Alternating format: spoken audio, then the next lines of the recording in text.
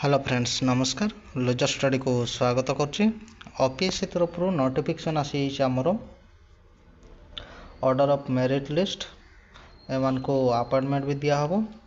तो जो मैंने डॉक्यूमेंट्स वेरिफिकेशन आउ रिटन एग्जाम क्लियर करछंती आउ भाइवा टेस्ट जे मैंने क्लियर करछंती डॉक्यूमेंट्स वेरिफिकेशन आउ रिटन एग्जाम से मैंने सिलेक्शन होती। तो देखीदेवा कौ पोस्ट थिला कौ डेट्रे कौन होता से सब डिटेल्स भी देखा।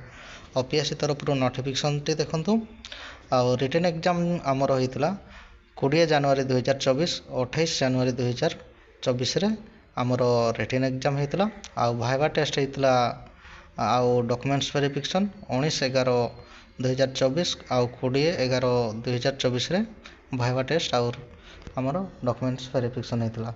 टोटाल 23 जन को सिलेक्शन कराई। 23 जन रु 2 जन महिला अच्छा आउ पोस्ट थिला आमर lecture in mechanical engineer post थिला।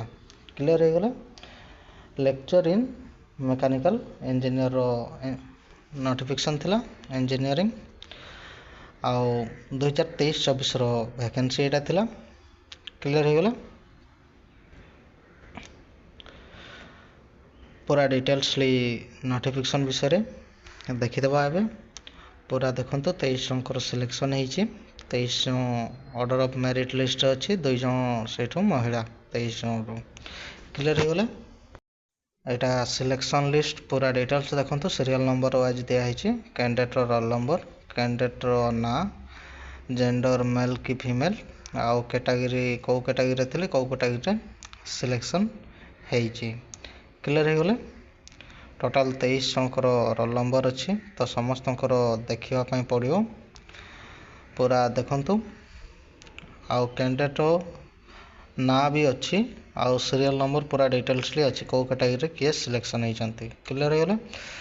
तो जो भाई भाई मैंने भी जानना टे नोटिफिकेशन विषय जन दिंतु।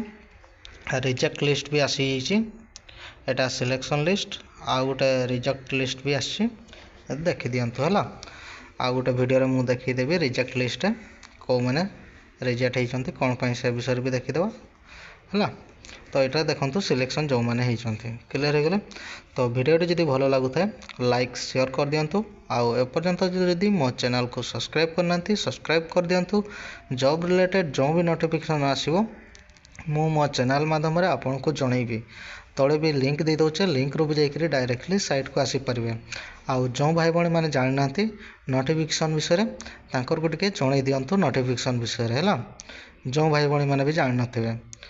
क्लियर हो गला। धन्यवाद।